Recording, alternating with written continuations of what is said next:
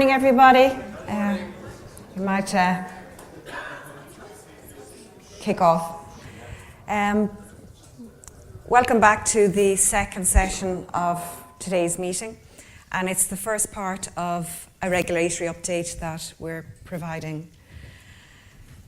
We're going to look at the Payment Services Directive 2, the Package Travel Directive number 2, PCI compliance, and we're going to finish up this part of the regulatory update looking at some aspects of GDPR and cybersecurity risk. I suppose what's certainly striking about this list of measures is the fact that they're being rolled out in 2018, and it has resulted in 2018 being referred to as somewhat of a tsunami of a year in terms of regulation. But I think it's very important for businesses to try to not be overwhelmed. And I think you'll be somewhat reassured as we go through the material today that in fact, in many cases, it's not necessarily that you're starting afresh, but in fact that in many instances, you're already quite compliant and working towards a lot of the obligations in some of the measures. And it's just really more a case of uplifting your current practices. So without further ado, we'll have a look at the Payment Services Directive 2. And I suppose in a nutshell, the Payment Services Directive is basically prohibiting credit card fees from the 13th of January 2018.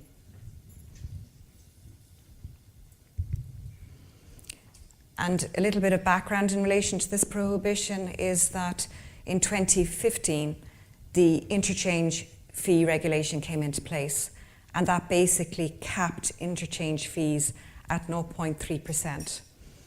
And interchange fees form a significant proportion of merchant service charges. And so it is expected that there will be a significant reduction, or there should already be a significant reduction in the level of the MSC charges that traders are paying. And also, insofar as an argument for surcharging credit card payments was the variations in the charges being levied and the difficulty that presented for traders to establish a kind of an average price that they could, or an average cost that they could apportion towards their credit card charges. It's now perceived that those charges will be much more predictable, and accordingly that it's appropriate that they should be absorbed into a pricing in a similar manner to other overheads. So as a consequence of the Payment Services Directive 2, retailers are no longer permitted to levy charges. There are some exclusions, however, from the prohibitions. So business cards, American Express cards, and Diners Club cards are not caught within the scope of the prohibition.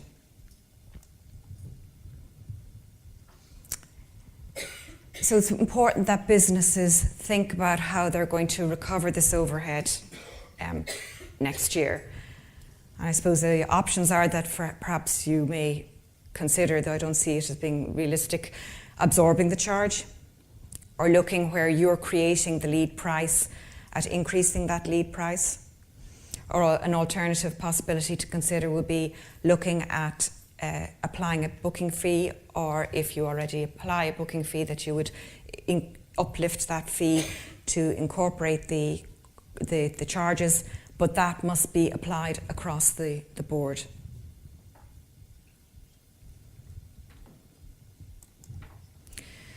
The directive also makes provision for what's referred to as steering, and retailers are permitted to steer consumers away to an alternative, less costly payment method. For example, it may be that you have a booking fee or a lead-in price, and that you offer a discount in circumstances where consumers pay by a less costly means.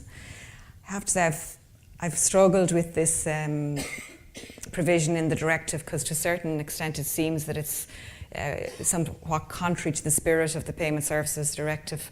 But in any case, certainly that's the consensus amongst commentators, that it is possible to adopt a policy of steering consumers away from more costly payment methods. So suffice it to say, this is coming in next year.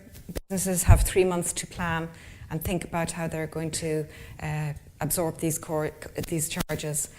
And when we have our panel discussion a little later on, I'm going to be talking particularly to Tom, and to find out what his business has been doing and thinking about responding to the changes.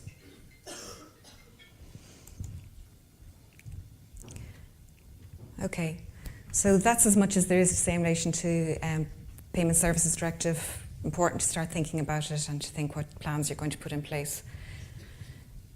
The next topic that I'm going to cover is the Package Travel Directive. And as hopefully most of you know, this directive will be coming into force on the 1st of January 2018. It's a Europe-wide measure, and businesses are afforded a further 6 months until the 1st of June 2018, within which to adopt their practices and render them compliant with the requirements of the directive. I'm conscious that we're under very tight time constraints today, and this is very much a whistle-stop tour of the most important pieces of the directive. And what we're going to cover is, we're going to look at the scope of the directive, what comes within the scope of the directive and what falls outside of it. We're going to have a look at the definition of a package. We're going to have a look at what the term linked travel arrangements mean. We're also going to have a look at the provisions in the directive that deal with financial security. And finally, I'm going to just take you through some of the other key changes that are being brought about as a consequence of the new directive. So moving along to scope, and basically what scope means is it is looking at what falls within the remit of the directive and that which falls outside of the remit of the directive. And there are 3 categories of travel arrangements that fall outside of the scope of the directive. 2 of them will not be particularly new, they're very similar to the existing directive. In the first instance, travel arrangements that are less than 24 hours, unless they include accommodation overnight, fall outside of the scope of the directive. And secondly,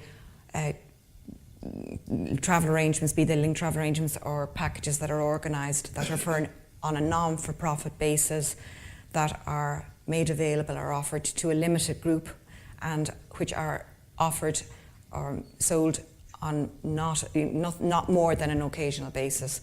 So this is very much along the lines of the occasional organiser that currently exists under the current directive.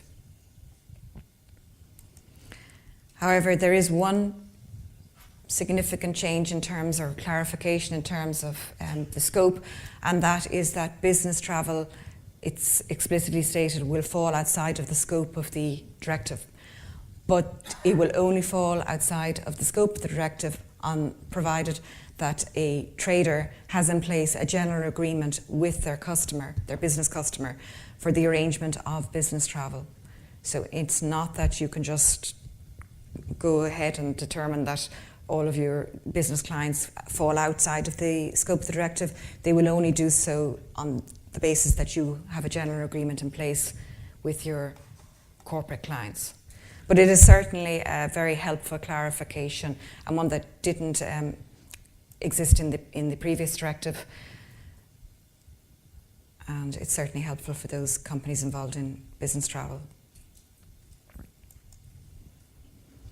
Okay, so moving along from the scope of the directive, we're going to have a look at what are the types of travel arrangements that are packages for the purposes of the directive. And what has happened is that really the directive has incorporated various court rulings and different changes in the manner in which travel services are distributed, and tried to distill them and reflect these definitions as in the directive and bring it more up to date. So we've got an expanded definition of a package.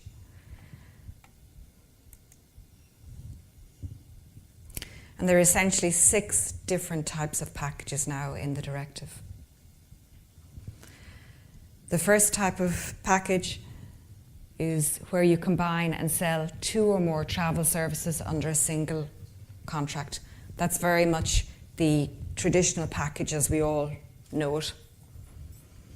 The second type of travel services or travel arrangements that now fall squarely within the definition of a package is where the traveller selects before agreeing to pay at a single point of sale, where they select their travel arrangements and they agree to purchase them at a single point of sale.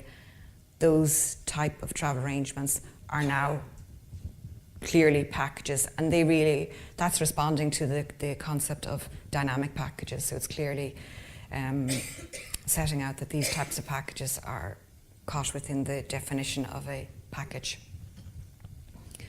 And then the third type of travel arrangements that comes within the definition of a package is where those travel arrangements that are offered, sold or charged at an inclusive or total price.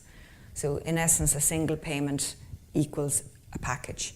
And again, this particular category of travel arrangements is encapsulating, I suppose, some of the litigation that happened in the UK about 5 or 6 years ago regarding the distinction between a total price and an inclusive price. Now, albeit that litigation related to the ATAA scheme and the definition of a package for the purposes of the ATAA, it certainly was something that didn't escape the notice of the Commission when they were looking to revisit the definition of the package for the new Package Travel Directive. Then the fourth type of travel arrangement that's covered by the directive is packages that are travel arrangements that are advertised or sold under the term package or under a similar term. So for example, if you use the term all-inclusive or an all-in arrangement or a combined deal, something that creates the sense that the consumer believes and expects that they're purchasing a package, then that will come within the definition of a package for the purposes of the directive. The fifth type of travel arrangement that is caught by the definition, and it's not one that we're particularly, I have to say I've never come across it in the Irish market. It's known as a shopping basket, where one selects various components, puts them into a basket and then purchases at some kind of a later stage. It's one that I think is popular in Switzerland and Austria. But in essence, that type of bundling of travel services will also constitute a package. And then finally, the sixth type of travel arrangement that will be caught is what is referred to as click-throughs. And these are travel services where they are purchased from separate companies through linked online booking purchases, where the traveller's name, payment details and email addresses are transmitted from the first travel company to the second, and a contract within the latter is concluded within 24 hours. And I thought it was important to put the full text up on the screen, because it illustrates really that, albeit that it was intended that this definition would capture click-throughs where a consumer buys a flight and then perhaps gets an on-screen confirmation, and on the confirmation there's a link inviting them to book an accommodation website.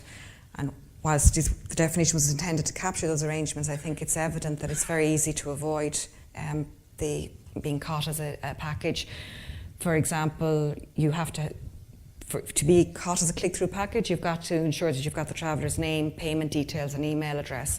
Again, my experience is that it's very rare that the payment details will be transferred from Trader 1 to Trader 2.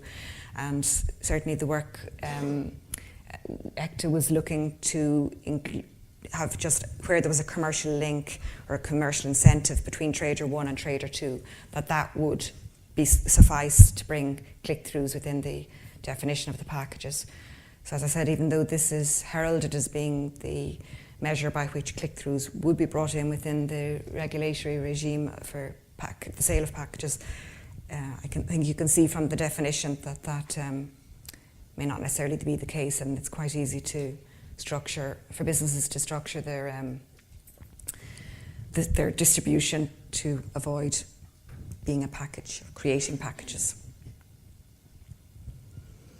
Now, the directive also has clarified one area where there was a degree of uncertainty, and that was arising from excursions that were sold locally. And it explicitly says that if the second or additional travel service is selected and purchased after the trip has commenced, that will not render the travel arrangements a package. So that is somewhat helpful. Okay, so just to recap, you have 6 types of travel arrangements. You've got your traditional travel arrangement package that you've come across previously. You've got your what people refer to as dynamic packages, where consumers select and bundle it and pay a single price. You've got the shopping basket, which doesn't exist here in Ireland. You've got the click-throughs, which it's quite easy really to avoid structuring a package, even if you are creating click-throughs. They may be caught under the linked travel arrangement. And then finally, insofar as if language is used to promote the sale of travel arrangements, bundled travel arrangements, that lead a consumer to believe that they're purchasing a package, again, that will bring it within the definition of a package. Okay, so moving along, we're going to look at the definition of linked travel arrangements. And this is this new beast that's being unleashed by the new package travel directive. And there are essentially 2 types of linked travel arrangements. The first is where the traveller makes a single visit to a travel company, and that can be online or it can be in-store. And the travel company facilitates, and that's the language used with linked travel arrangements, it's a trader or travel company facilitating the customer, making separate selections and separate payments for each travel service. So that's the critical thing to bear in mind, that it's separate selection and separate payment. And so you have to select service 1, or the consumers to select service 1, pay for service 1, and then move along to select service 2 and pay for service 2.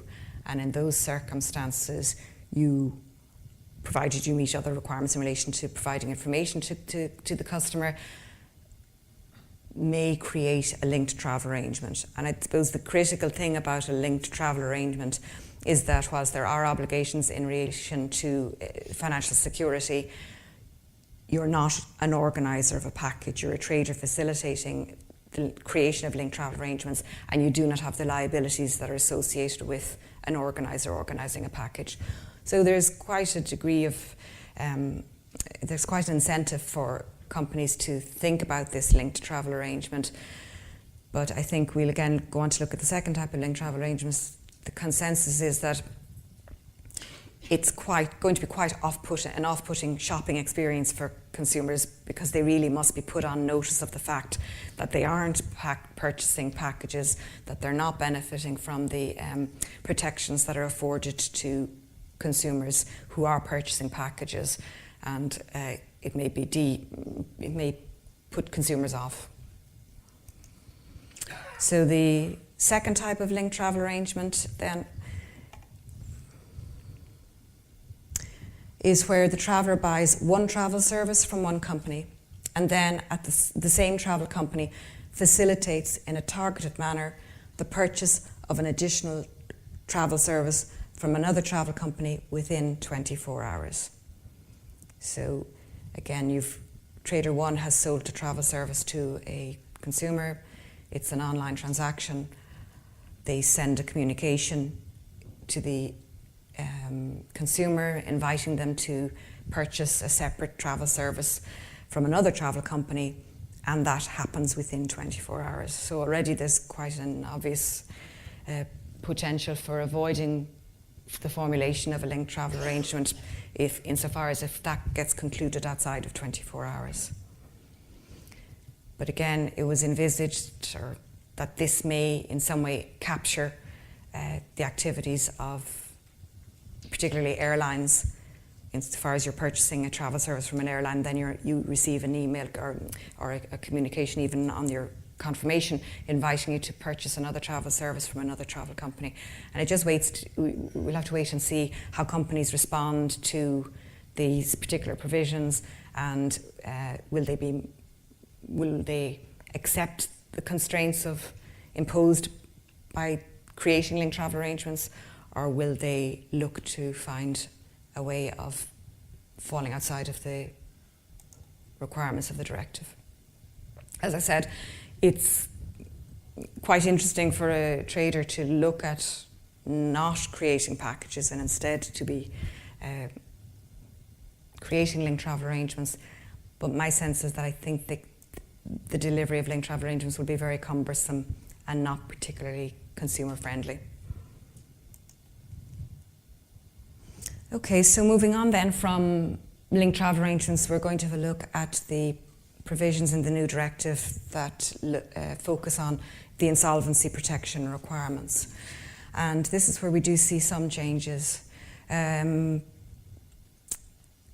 the first instance, what is the same is that if you create packages and you're an organizer of a package, and additionally, if you are a trader that is facilitating linked travel arrangements, you're required to have certain security arrangements in place. And if it is packages that you're organising, the security arrangements must cover refund, and they must also cover repatriation where that is applicable. However, the big change is that the organiser's financial security it responds to their place of establishment. So it can't be limited in terms of the place of residence of the consumer, or limited in terms of the place of departure for of the travel arrangements that the consumer has purchased, or it can't be limited in terms of where the package was sold. And also the financial security arrangements that an organiser has in place they can't discriminate in terms of where the member state in which the entity in charge of the insolvency protection is located.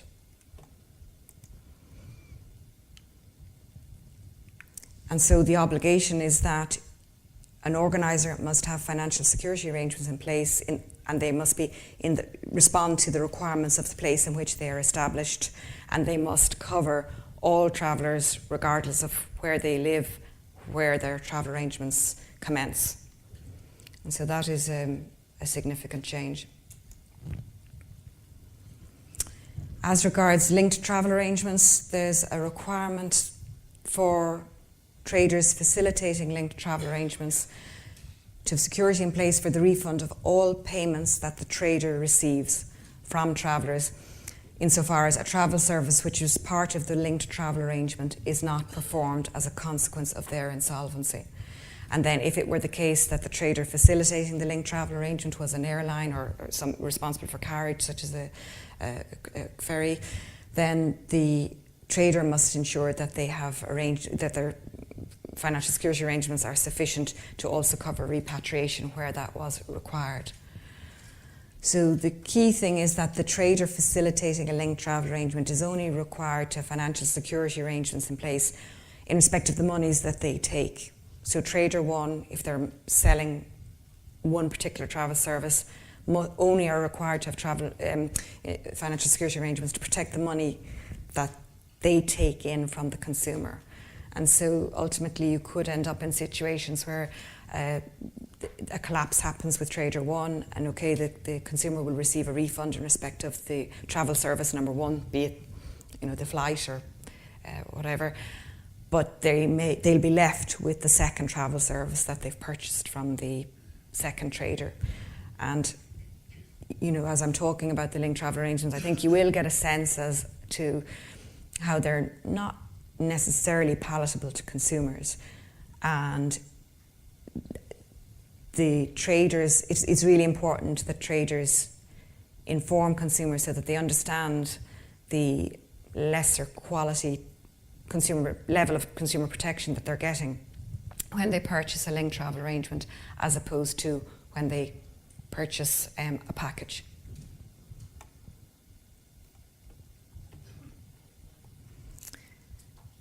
Another aspect of the new directive in relation to insolvency protection is that it squarely expresses a principle that has really prevailed in European Union law for quite some time, which is mutual recognition, and that member states must recognise the insolvency protection which an organiser has provided in its member state of establishment.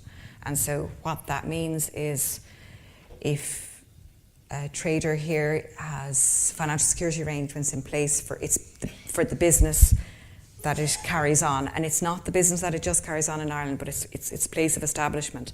And if they want to trade in France, for example, the French enforcement body must recognise the security arrangements that they have in place in Ireland. It's all to do with kind of principles of freedom of establishment and the Services Directive. Okay, so moving on then from the insolvency protection aspects of the directive, I'm just going to briefly comment on a number of aspects of the directive that are where changes have been introduced to that which was previously the case. Many of you will be aware of the fact that it's possible to change prices even after the contract has been concluded with the consumer in limited circumstances, for example, where there's a change in exchange rates, where there's a change in fuel surcharges or a change in taxes. That's up to 20 days before departure. And what the new directive says is that it's still possible to do that. However, once the price increase exceeds a threshold of 8%, in those circumstances, a consumer is entitled to look for a refund and terminate the contract.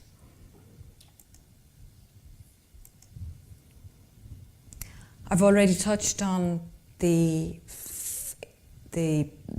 weight that the new directive places on consumer information, and annexed to the directive are various notices which both organisers of packages and traders facilitating linked travel arrangements are required to provide consumers. It's somewhat similar to Regulation 261 insofar as airlines are obliged to provide consumers with information notices about the rights that they have pursuant to that particular regulation. The most critical thing, though, in relation to the notices, to my mind, is that if you do want to adopt the linked travel arrangement model, if you fail to comply with the information requirements applicable to LTAs, then the traveller automatically benefits from the entitlements that apply to consumers who've purchased packages. So the default is they become a package consumer with all the rights that are associated to that. With that. Okay, another area that the Commission have taken the opportunity to bring some clarity to is the extent of the obligations of organisers in circumstances, in unavoidable and extraordinary circumstances. And again, many of you will recall that particularly when ash unfolded, the ash cloud unfolded, there really was a large degree of confusion amongst the sector, within the Commission and with airlines and consumers as to the obligations of organisers in circumstances where a traveller is unable to return home because of an unavoidable and extraordinary circumstance. And so the Commission has moved to, it's seeking to align the obligations of an airline with those of carriers. Now, it hasn't necessarily quite happened, but currently what the directive says is that the organiser shall bear the cost of any necessary accommodation not exceeding 3 nights per traveller in circumstances where travellers are unable to return because of UEC. So, for example, if we look at a very recent incident of UEC, which would have been the various hurricanes that have occurred, if that were the case come next year, organisers who had customers that were unable to be repatriated because of a hurricane where they're holidaying would be looking to, the consumers of those organisers could look to them to pick up 3 nights accommodation. Now, I should add that air passengers' rights in relation to looking to carriers to pick up that cost continues to exist, and whilst the Air Regulation 261 is due to be reviewed, and indeed has been reviewed to quite a degree, the review hasn't got over the line because of a standoff between the UK and Spain in relation to Gibraltar. However, so as things currently stand, the airline's obligations under 261 to provide accommodation where people can't be repatriated is, as you're aware, open-ended. And within the directive, whilst it says that it's a 3-night cap, there is additional language which says that where a longer period is provided for in union passenger rights legislation, the longer period will apply. Now, when the Package Travel Directive was drafted, it was on the basis that it expected to be aligned with the new air passenger rights legislation, and we are all hopeful that it will, the passengers regulation will align it with, will fix a 3 nights accommodation, but we'll just have to wait and see how that all rolls out. It's also important to be aware that there are certain categories of customers to which the 3 nights cap will not apply. So in the case of persons with reduced mobility, persons accompanying PRMs, pregnant women, unaccompanied minors, and persons in need of specific medical assistance, the 3-night cap does not apply. Okay, then moving along, the limitation, well, there wasn't a limitation in the directive per se, in the old directive, as to the level of compensation that could be paid in cases other than personal injury. The 1995 Act, when it was implemented here in Ireland, introduced a limit of twice the cost of the holiday, so that no organiser could reduce the level of compensation for breach of contract quality issues to twice the cost of the holiday. And that has increased to 3 times the cost of the package, so you're not allowed to limit your liability to below that. And what I would say is that, in fact, Ireland was quite lucky in having the twice the cost of the holiday cap under the 95 directive, and that in many jurisdictions there's no limitation at all or no cap, and in the UK there was a cap at 3 times the cost of the holiday under their 1992 regulations. And I just want to briefly comment on the areas in which member states have a certain degree of discretion when implementing the directive. The Package Travel Directive is a maximum harmonisation measure, and that means that member states cannot go above that, what is within the directive. However, there are 2 areas in which member states do have a degree of discretion when implementing the directive. Firstly, the directive provides that organisers will be liable for the proper performance of the contract. However, it does afford member states the discretion to either maintain or introduce in their national law provisions under which the retailer is also responsible for the performance of the package. And again, just to give you a very brief bit of context in this, and I know Michelle will be very live to this because it was something we grappled with very much in the workings of the ITAA legal committee when looking at this particular provision. There are member states where it is joint liability, such as France and Portugal, and the consumer has the choice when they have an issue in relation to a package to either look to the retailer or to look to the organiser to remedy the shortcoming with the package. And those jurisdictions perceive that joint liability as in some way being an advantage, and that it is a reason why consumers choose to book with them.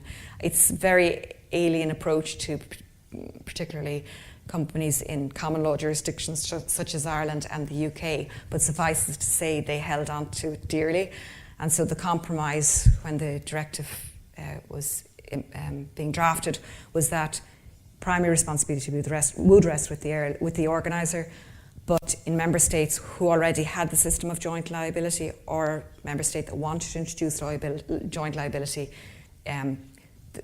it's left open to those member states to do so. And it's certainly something that we will be impressing upon the department, is that we certainly would have no desire to migrate to a joint liability regime. Then the second area in which member states are afforded some discretion when implementing the directive is in relation to off-premises contracts. So these would be, for example, sales that one might make at a travel fair or something of that nature.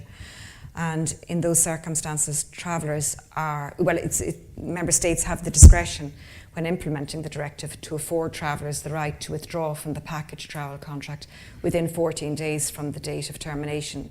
This certainly, Brian, would be something you'd be familiar with in insurance contracts, that it's consumers are generally afforded cooling off periods. They have a reprieve or traders have a reprieve in the travel sector against the majority of the entitlements of consumers to terminate at the end of cooling off periods. But this is an area where member states have been given some degree of discretion.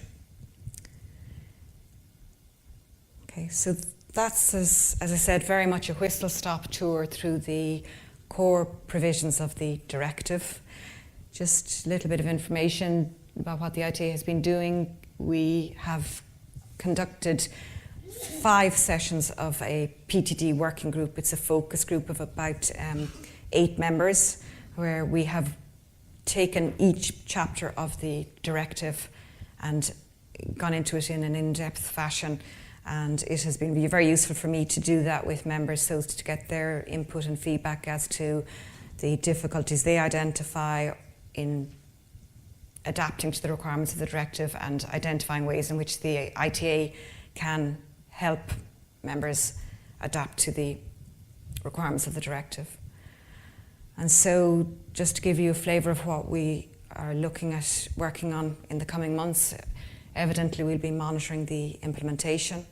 And just a brief word on implementation, which is that at this point in time, I had to look at the legislative programme for 2018, and there was near a sign of the package travel directive. That said, I suppose it's always possible that it could be fast-tracked. And one thing that I would caution is that, to a certain extent, because there's so little scope for member states to exercise discretion when they're implementing the directive, it's going to be very much a copy and paste vis-a-vis the vast bulk of the directive. And again, I was looking at the Department of Biz in the UK. They've issued they're embarking on a consultation in relation to the implementation of the package travel directive, and they've recognised that by and large most of the directive it'll be straightforward copy and paste in terms of implementing it in the UK. But in any case, we will be monitoring the implementation process. Revisions will have to be made to the current package terms and conditions, and also new terms and conditions will have to be prepared for linked travel arrangements. Assistance will have to be provided in relation to the formulation of general agreements, though I don't think that they will be quite so straightforward. I think they'll be more bespoke, depending on the different types of businesses. And then finally, we will be looking at preparing guidance notes in relation to the information notices that traders will be required to provide to businesses. And you'll be relieved to hear that I have nothing further to add. Suffices to say that if any of you have, obviously we'll have a question and answer session here, but if any of you have questions in relation to the directive, or indeed the Payment Services Directive, don't hesitate in contacting me. Thank you.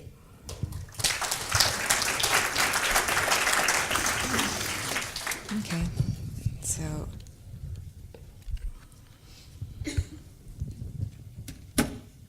now I think I'm very mindful of our time constraints, so I'm inclined to move straight along with our next speakers, and then we'll run the panel session and then do the Q&A afterwards. So I'd like to call on Andrew McCarl and introduce him to you. Andrew is PCI Compliance Manager with AIB Merchant Services, and he has been involved in PCI for his sins, I think, since 2009, beginning with security and compliance experts, SysNet, before making the transition to AIB Merchant Services to head up their PCI department. And he's responsible for assisting all merchants under the AIB Merchant Services umbrella with any data security issues that arise.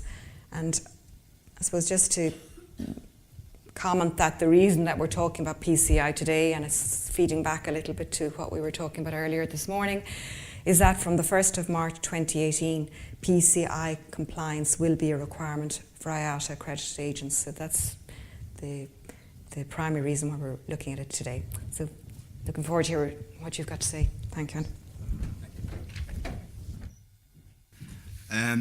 First of all, I'd just like to thank the association for affording me the opportunity to speak to you all today. I hope I can address some of the fears and concerns you have, although based on the golf scores I was hearing last night, some of you have a lot more pressing issues you need to attend to. First of all, I'm just going to go through, there's the agenda there. So what is PCI?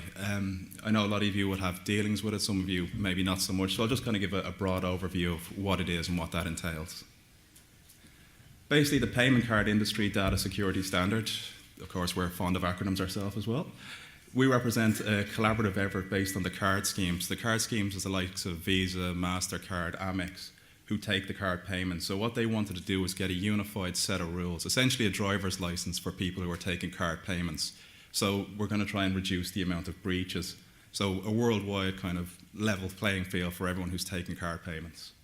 So this is to kind of make sure that we've got a minimum level of data security. This is surrounding storage, process, and transmitting card details. So just on the charges we have with AIB Merchant Services, what we do is we charge at what's called acquirer or top level entities. So regardless if you have 1 mid or if you have 40 mid, you're only going to be charged $4.35 for a card present or $9.75. Doesn't matter if you have 1 or 50, that's just going to be one flat fee. So we've got non-validation fees in there as well. The reason for them is to try and get merchants, the onus on them is to try and get them compliant. This industry is a little different in that you've got IATA kind of breathing down your necks wanting you to get compliant for a set date, which is great news for someone like me who wants people to be compliant and avoid scheme fines and dealing with lawyers. Sorry, Anne. So this is just a brief breakdown of how we take the card payment. So the SAQ types there, that's a self-assessment questionnaire. So based on how you take your card payments or how you transact, you're going to fall into one of these columns here. Now, most of the businesses in the travel industry would have an outsourced payment system, which means you wouldn't store, you wouldn't transmit data yourself, I hope. And that would fall under SAQA. So that would be a complete redirect. And we also offer something on our systems as well, which I'll touch on a little later on. And what that is that if you're processing a payment, it should look like it's going through. I don't know if you've ever bought anything from Amazon. I'm sure most of you have. But you'll notice when you're going through the payment page, the website doesn't change itself. You'll just notice on the top of the page, you'll see a little security lockbox.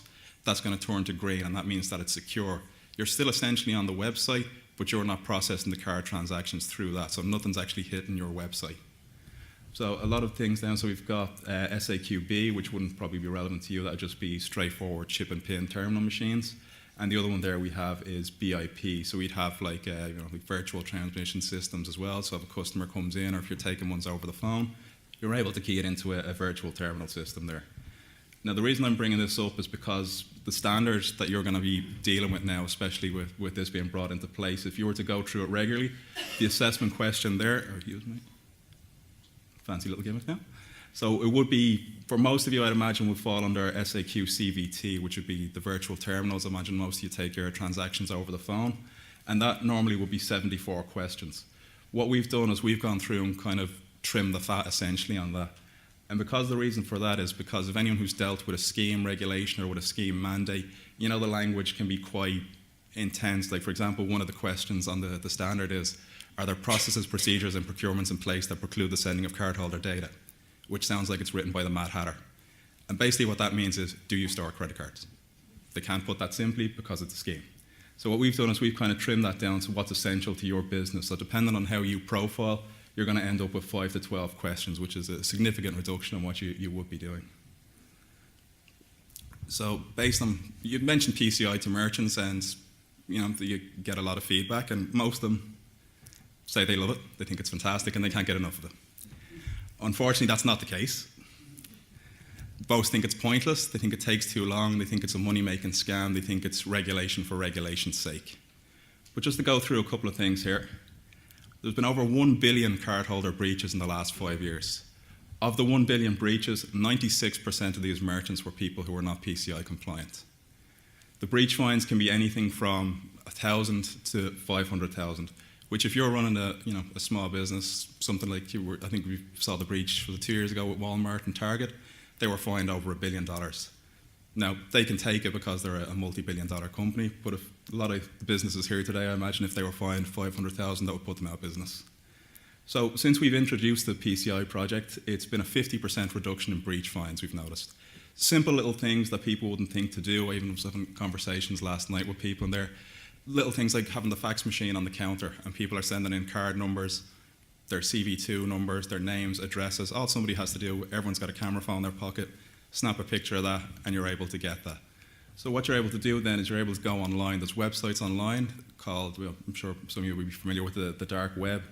And what you're able to do is you put in a credit card number on that, and that can tell you whether or not it's been reported stolen. And then they'll start essentially a bidding war.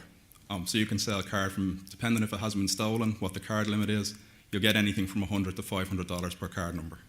And that's just all through Bitcoin. There's no way of tracing it back. And because you're the ones that have had the data holder stolen, you're the one that's going to be on the hook for that. We're the only acquirer with a dedicated PCI portal and help desk. I was having discussions with the ladies this morning about how much they hate when they call up somebody.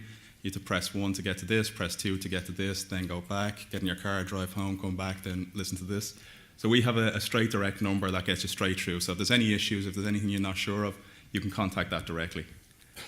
So, as I said, about the confusing matter with surrounding this, and this is something you're going to run into a lot in the next couple of months with ITAA, the questions are quite standardised. So we've gone through and we've got like plain text English speak for each of them.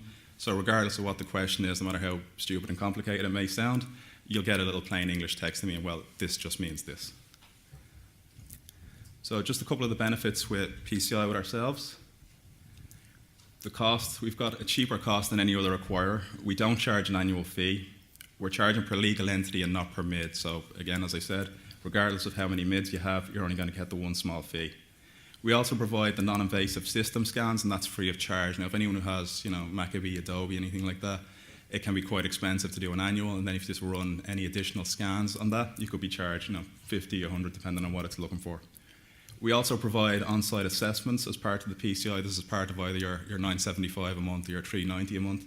Now, an on-site assessment can cost between $6,000 and $1,000 a day, which means I'm in the wrong business. And what they would do is they can go on site. If you're concerned about how you're processing payments, if you think there's any kind of gaps in the technology there or gaps in your process, we can have somebody come out to your business and do a kind of top to bottom audit of the do's and don'ts of what you're doing wrong or what you're doing right, and kind of steer you in the right direction. That's provided free of charge as part of the package we have. Now, an assessment can take 22 to 25 days, and this is kind of part of a forensic investigation as well. So, for example, if your business was breached, you're on the hook for all the cards that have been caught, the system fine, and you also have to pay for the forensic investigation, which, if it adds up, if you have a 25-day investigation, you could have 5 or 6 assessors on that. It starts to add up. So we've also provided an in-house payment gateway. I know a few of you are concerned with things like HotSoft and things like that, where you're storing card details on your system.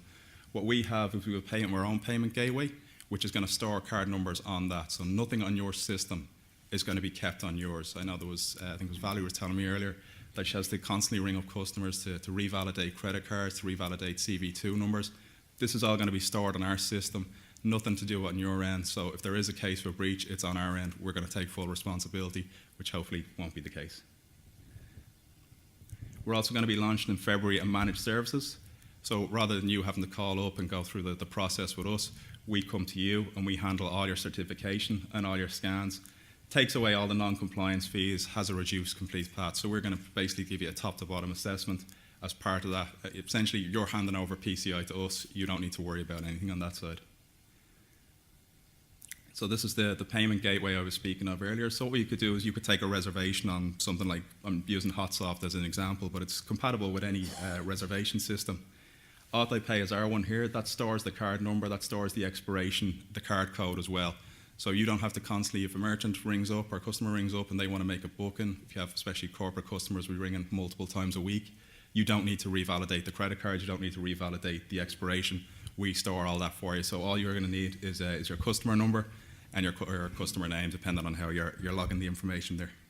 We've also got a reporting system that can transfer to Excel. So if you're doing your end of days, your end of months, your quarterly, that can be run through AutoPay. And if there's any issues with chargebacks, we're the one storing the credit card. We can give you the number, we can give you the expiry, we can give you the date that it went through.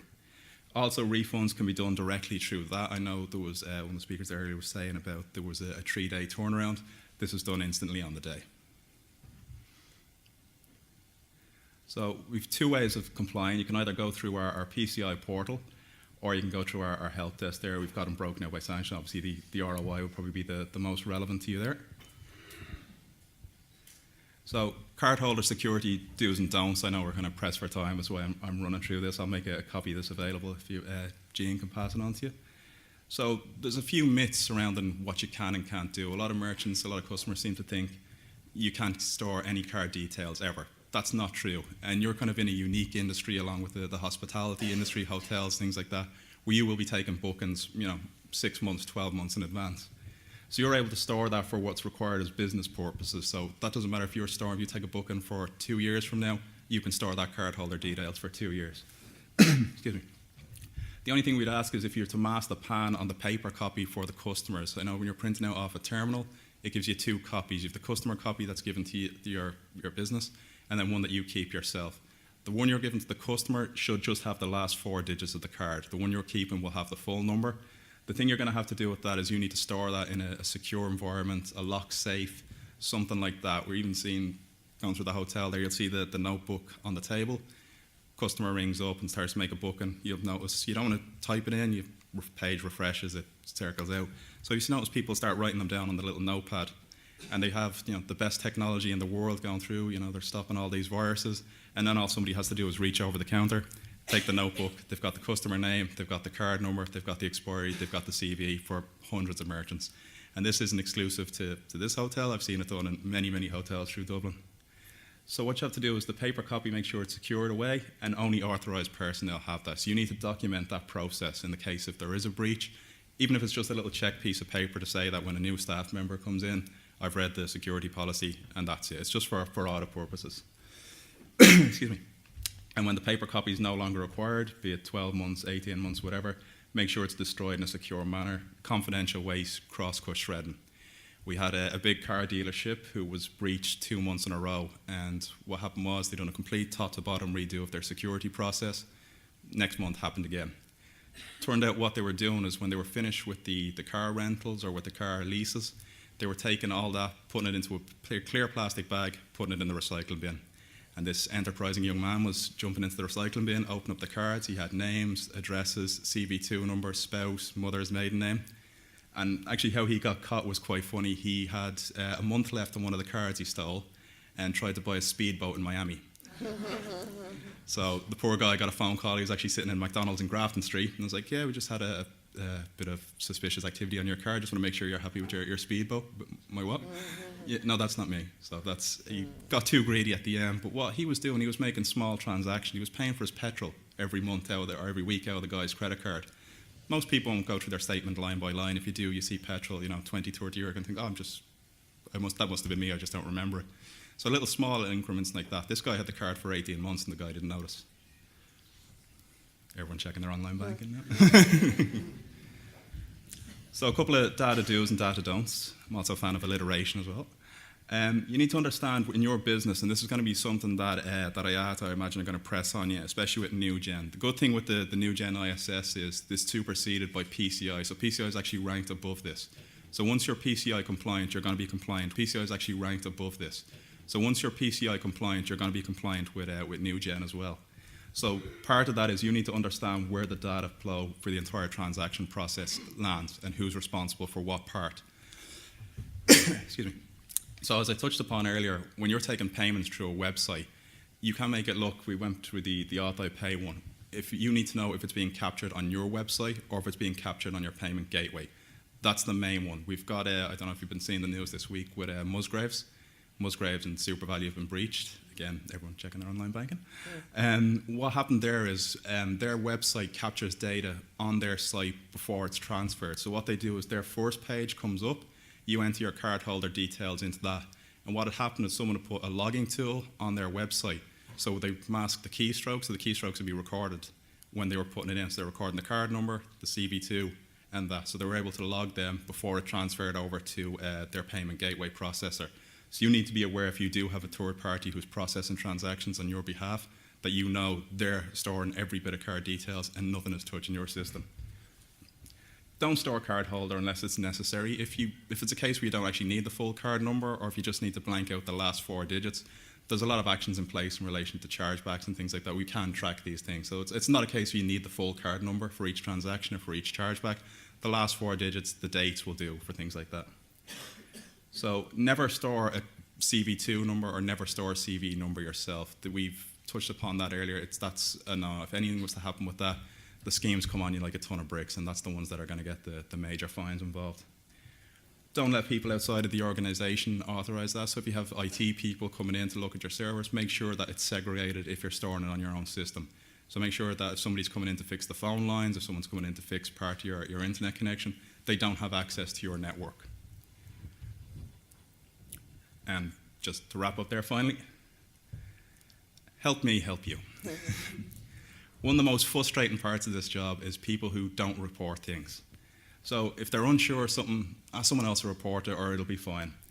I'm not sure if I should be keeping this details or not. Someone would have told me if I would have. You'll see things like that, like people putting receipts on a spike beside the till, leaving them overnight. It sounds like the most simplest thing in the world, but with a card number like that, you'd be surprised how far somebody can get. People seem to think that it's all online or it's all, putting a pad over an ATM machine. Most of the instances we have, I'd say about 80 to 90% of the breaches we have are with people not storing receipts correctly, people not taking card data security seriously, and just leaving things. Like, for example, a fax machine like that, you'd be surprised how much you can get out of what is essentially an outdated technology. If there is a report, if there is an issue, don't try and mask it. Report it straight away. The way they are able to track these transactions is, let's say, for example, your card's reported stolen. What they do is they mask through each transaction and try and find a pattern. So let's say everybody in this room, their cards was breached. They'll trace that back to everyone was here, so I assume everyone was using their card in the hotel bar. That's how they're able to find who it is that's been processing the transactions. And just finally there, one thing Philippe brought up there earlier on, the word resilience. I must say, with the 3 major things that you're facing with your industry, like my jaw was on the floor seeing how much work you're able to put in on that. And this is something that I think you'll be able to do. It's able to change around very quickly with this. A lot of you have processes in place already, and it's just a matter of tweaking this. If there is any issues with that, I'm happy to assist and to raise on that.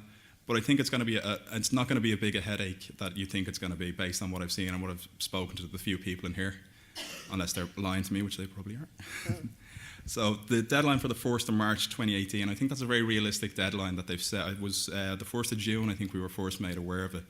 And you're going to find that there's simple little transactions or simple little processes that you need to put in place for this. And I don't think it's going to be the massive overhaul that you think it is. So again, if there is any problems or there is any questions, I'm here for the next couple of days, or I'll leave my card here and people can contact me regardless of you're with AIB or not. I'm more than happy to help with that. So I have questions here, but I think, Anne, you want to leave until the end of the session? That's great. Cheers. Thanks very much for your time.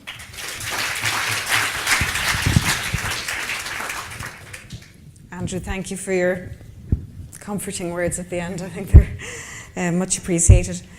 Okay, moving along, I'm delighted to introduce Brian O'Mara. Brian is an account executive with O'Leary Insurance Limited, and Brian joined O'Leary's Insurances in 2015, having previously specialised in cyber insurance in Australia.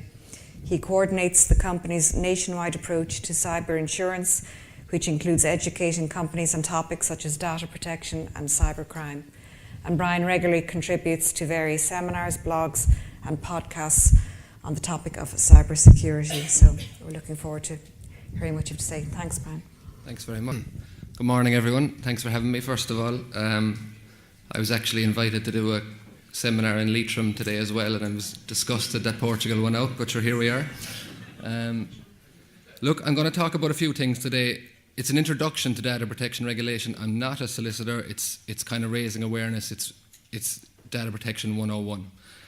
Then I'll talk about some examples of what we're seeing. Look, the benefit of having me here, we're the largest Irish broker in the country. We have offices everywhere, so what we're seeing is people ringing us up with the problems that I can at least help educate you on what we're seeing and maybe give a few tips on how to reduce the likelihood of these happening to you. And the last thing is your existing insurance programme and how suitable or not it is against these kind of threats, and cyber insurance as well. So, firstly, GDPR, you've probably all heard it, simply put, the new data protection regulation. It's coming in across the EU, so it's harmonised. We've got, for example, in Ireland, our data protection regulation is very much outdated. So it's bringing everyone up to speed. Now, Ireland is actually probably the most high profile in terms of data protection. Our data protection commissioner is responsible for Facebook, Google, Apple, all these large American multinationals and other multinationals located in Ireland.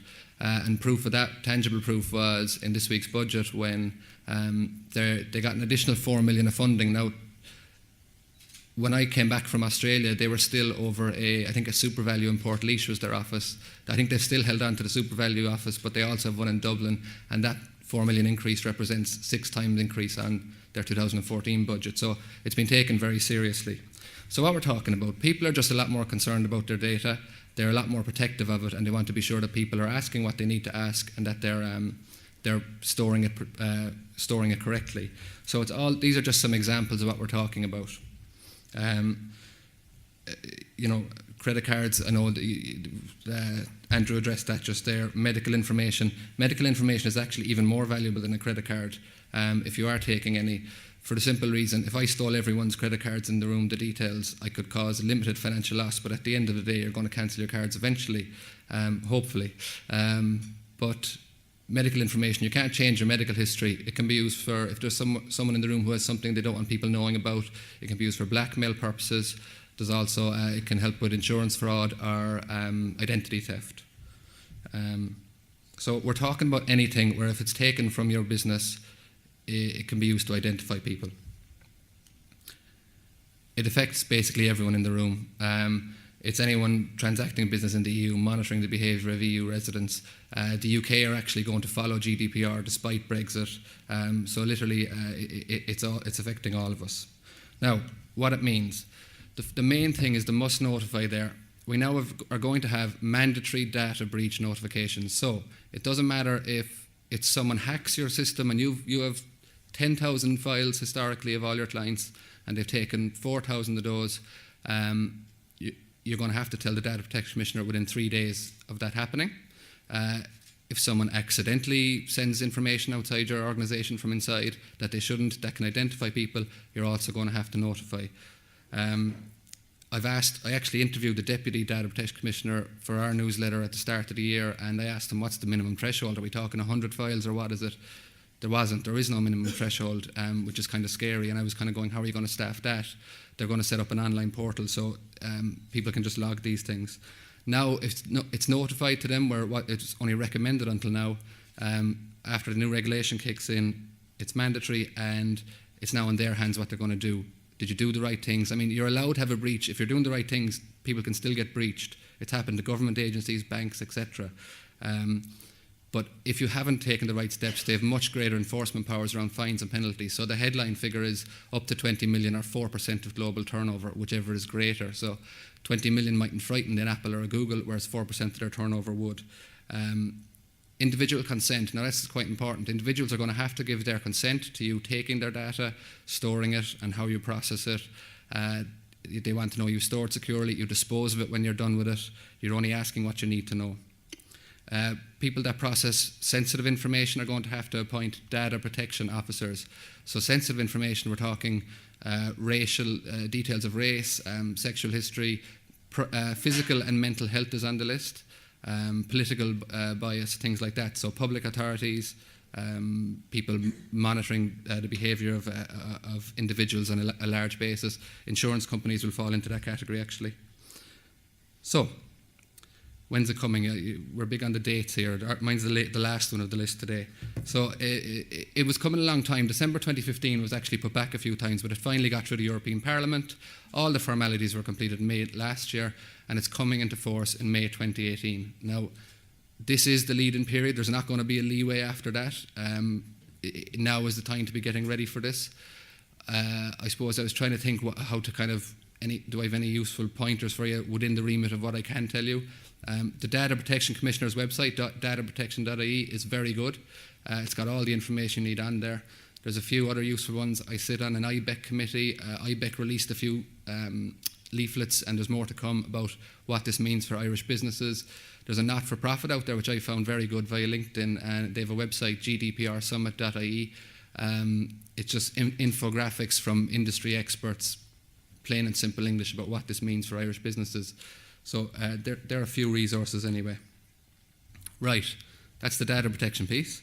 Now I'm going to give a few examples of what we're seeing. I suppose Andrew already referenced Musgraves this week. I know if anyone uses Park by Text in the room, I got an email off them earlier in the year, July, they were breached. Prior to that, ABTA, the British equivalent to the ITAA, had a breach, 43,000 members' files taken, and included in that were 1,000 of the members' clients' information. So we're going to start seeing a lot more of that, because when the mandatory notification comes in, it's going to become a lot more prevalent. It's going to start hitting the news, and it's going to be bad for business. But outside of data protection, we don't have people ringing us up going, am I covered for that, because the regulation isn't there yet. We're going to have it from May next year, no doubt. What we're seeing instead is different things. The main one being cybercrime. So cybercrime means somebody tricking you someone tricking you, or your accounts department, or whoever it is, out of your firm's money over the phone or by email or by a combination of both. I'm not going to talk through all these. Don't worry if you can't read them. I'm just going to go through, pick a few of them. But the first one there that came to us in 2015 was a solicitor, where the sole benefactor of a will was based out in Australia. So the easiest way to contact that person was email. Solicitor's emailing away, and it turned out his email account had been hacked. So the hacker's watching the whole conversation. The solicitor goes, all right, Mr. Benefactor, what's your payment details? Got to transfer the money now. Benefactor never gets the email. It never makes it out. Instead, the solicitor gets an email back from a very, very similar email address. So I'm B.O'Mara at whatever. It could have been like B0O'Mara or B.O'Mara. You wouldn't have picked it up on the email chain unless you were very, very vigilant. He gets the email back with the criminal's bank account details, transfers 40 grand. Money was gone. When they realised 3 weeks later, it could have been 3 hours really, the money has been transferred as soon as it hits the bank account and goes somewhere else. We've seen telephone hacks. So you know the standard telephones you have in your office? A lot of those have default passwords on them, 0000 or 1234. So it mightn't be a huge surprise to realise they're quite easy to hack. And what we've seen happen, and we had another one just last month actually, criminals will set up a premium telephone number. So in this case, it was in Slovakia. They'll hack the phone, and while you're not in the office or over the weekend or late in the evening, they'll route route calls to that toll number through the phones. So in this case, the surgery's quarterly bill went from €400 to 8.5 grand. Now, the telecom providers are getting better at monitoring this. Sometimes they're taking a bit of the liability or all of it, depending on their liability. But it's not foolproof. I did a podcast with a guy called Ronan Lupton, who's a barrister, and he works a lot with Verizon. And somebody had signed up to be notified if such a thing happened, if there was a spike in their bill with Verizon. And sure, Verizon saw the spike in the bill over the weekend and sent an email on Saturday morning. And by the time the employee came into work on Monday morning, the damage was done, and there was $100,000 or euros, I'm not sure, taken. Phishing and ransomware. Look, ransomware is quite common around the place. We all know that. I mean, the general recommendation is not to pay these ransoms because there's no point, but the cost of restoring your data can be significant. We had an accountant paid 8 grand just to get his systems back up to scratch again. I'm going to skip down. There's a lot of cybercrime examples there, but I'm going to focus on the 2 hotel ones. So the first one for 49,000 euros.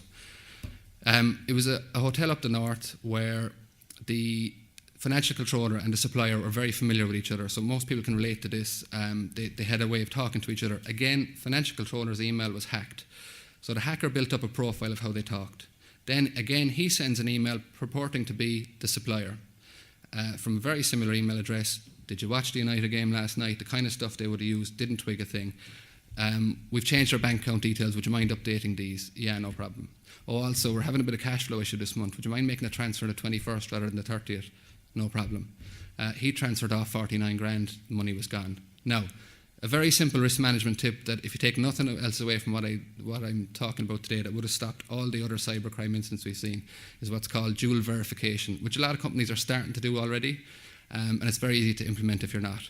In plain English, if you get an instruction to change bank account details or a new client's bank account details, you don't just trust the format they came in. You don't reply to the email if it was an email or ring the number on the email. You ring whoever you normally dealt with in the organisation and say, look, we're just double checking, did you send that? I did, great, we'll transfer the money.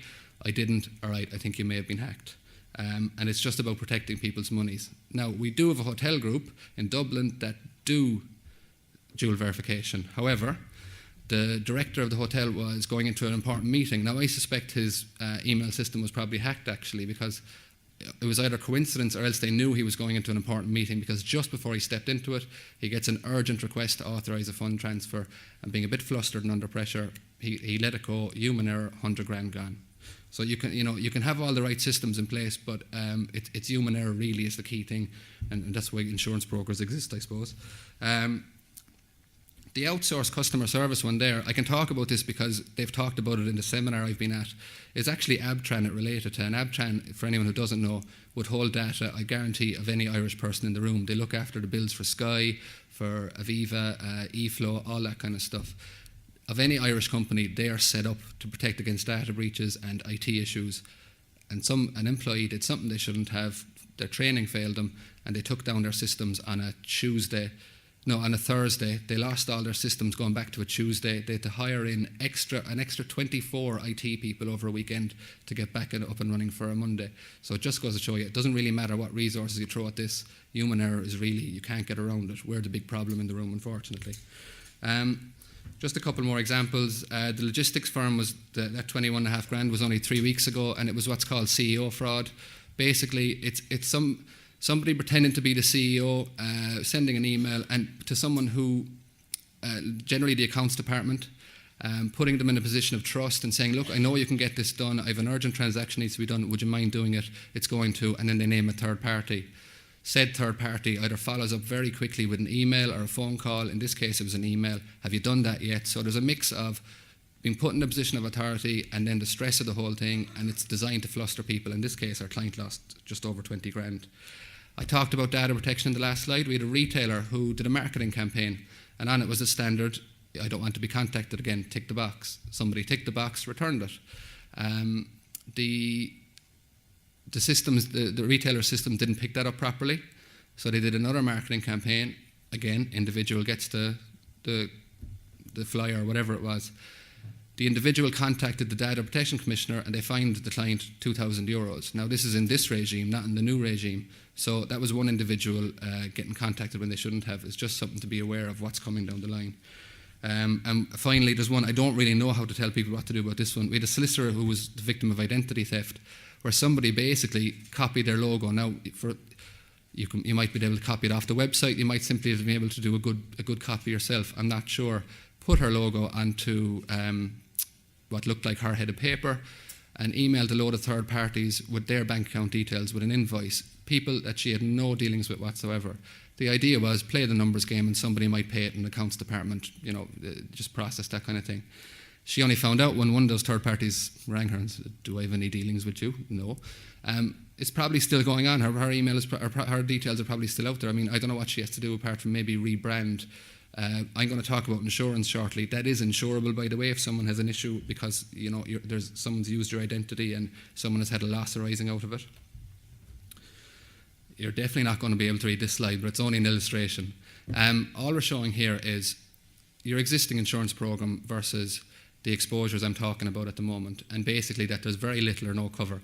Lloyd's of London was, the start of insurance was 1688, and it was for marine insurance and pirates and all that kind of stuff. Cyber pirates weren't on the horizon. Policies have evolved over time, but they're not really designed for this type of loss. But just to give you an example, that first example I gave you of the €40,000, the solicitor with the benefactor in Australia, he had a really good office insurance policy, and he came to us chancing his arm really, just kind of going, look, what, do I have any cover for this? And he did. We got him €25,000 paid because there was a very good sublimit for crime on his policy. And the wording was way too broad, it hadn't developed. Now you can be damn sure the insurers paid that out, but they didn't charge for that risk. So the next time that they're updating their policy wording, what are they going to do? They're going to take it out and say, if you want us to pay out for that risk, you're going to have to buy cyber insurance. So on that note, we actually have come up with a facility for the ITAA, a cyber one. Now, we have placed a couple of policies for members, or a few policies already, but they're ad hoc with different insurers. Quite simply, you're seen as high risk. You're kind of retailer's light, I suppose, because the amount of data you process and the files you hold and the amount of money that's flying around as well in some cases. So we found it quite difficult to find one insurer who'd just take on the whole thing, but we have. And the whole point of this, I suppose, the whole point of schemes, the benefit is fairly obvious. We bring leverage because we say, look, we're going to talk to the members about it, so there's more volume there. The insurer gets, to put their proposition forward. The insurer gets more business out of it, hopefully, but we're able to negotiate better cover and better pricing as a result. So that's what we've done. It's with A-rated insurers. I say a minimal waiting period. So most policies on the market, if you've someone in your office right now and they open an invoice they shouldn't do, and it locks down your whole system with ransomware or something, most policies won't kick in for a day or maybe half a day, which is not really much use because most of these things you can get around them in a few hours, so it's taken away a lot of the cover. This particular policy for a lot of firms will have a 0 hours waiting period, and for some of the larger ones it might be 6 hours. It's competitively priced, easy to quote. So one of the questions is, are you PCI compliant? There's going to be 4 tick boxes probably. We're finalising the form with them at the moment, but it's literally, do you have antivirus? Do you back up your files? Fairly simple stuff. Retroactive cover is important. Retroactive means cover for past exposure. Now, again, every other policy on the market, you put a policy in force today, it says we're going to cover you from every exposure from the 13th of October 2017 onwards.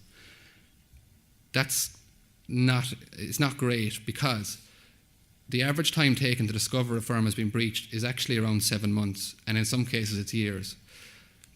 So we don't believe people should be punished. If you were hacked yesterday and you bought a policy today, we don't believe that should be excluded. So the policy will offer cover for the past year or 2 years or more if required.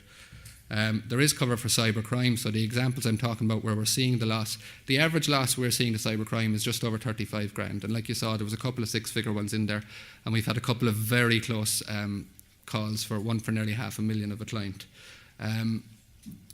So there is cover for that. It's not broadly available in the market. It's not a standard cover. And there's no warranties. Warranties are the bad things where insurers get bad publicity out of because they avoid cover with these. Policy won't have them. It's just taking you at your word on the proposal form and how it's filled out, and they can't avoid cover except for like fraud or something fairly malicious. Just to show you how a cyber insurance product would work very quickly, look, we have a timeline. Something's gone wrong and it's going to lead to a claim down the line. Normally, most policies would go, all right, we'll deal with it from now on. But with a cyber incident, you might actually have to go back in time, bring in your forensic people, find out what happened. Was there a breach? Stop it at source, stop it getting any worse. And then you go back to the time of the incident. You've interruption to your business. You could have senior management taking their time out of this. You could have your IT people. You could have brought in IT people. So you're losing money the whole time. You all buy business interruption insurance, even if you don't realise it probably, on an office policy. However, that only responds to physical loss, such as fire or flood. If you have a data incident, your whole building is still standing, so the policy doesn't trigger, it doesn't respond. So you need cyber network interruption is different. Reputational harm, so the likes of Musgraves there, some of the super values might have a hit in their income if people don't go using them. Okay, maybe not, but there are instances where that happens and that's insurable, and the actual cybercrime loss is insurable at the time of loss. Now, if you need to notify, if it's something that the Data Protection Commissioner says you need to notify people, the average cost, it's a figure that's revised yearly by IBM, and the average cost at the moment is just under €120 per file to find out. Let's say you had your 10,000 clients and you wanted to find out who was affected, and it ended up being the 4,000, right? The average cost to find out who's been affected and then to notify them works out at that much.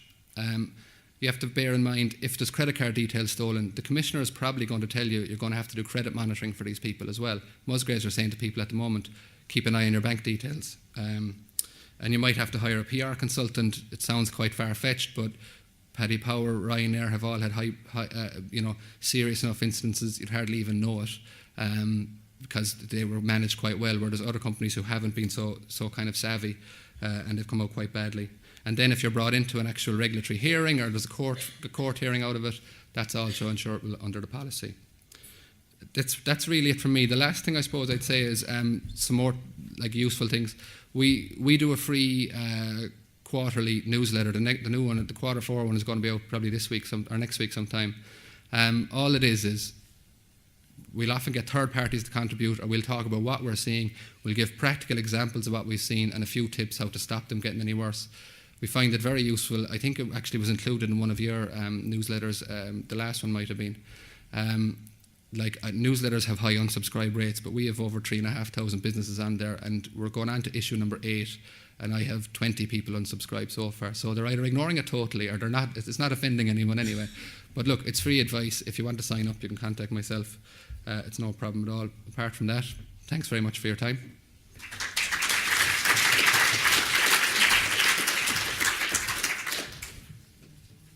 I'm going to open up the panel discussion by calling upon Michelle to perhaps give us a little update as to the state of play in other member states of the implementation of the Package Travel Directive, and just see where other countries are in terms of their implementation programme.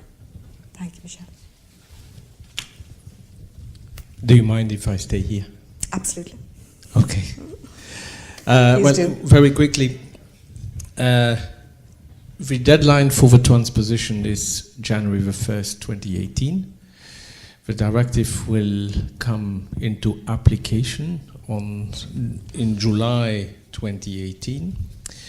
So far, we know that a number of countries will not be ready by January 2018. Hands up. Yep. I won't comment on that. I still want my free lunch. Basically, the two most advanced member states are Germany and Austria. Germany, the law is almost ready, despite the fact that they had general elections a few weeks ago in Germany. Austria is almost ready as well. There are draft law published and almost adopted in Poland, Sweden, Denmark, Estonia, Greece, Malta and Portugal.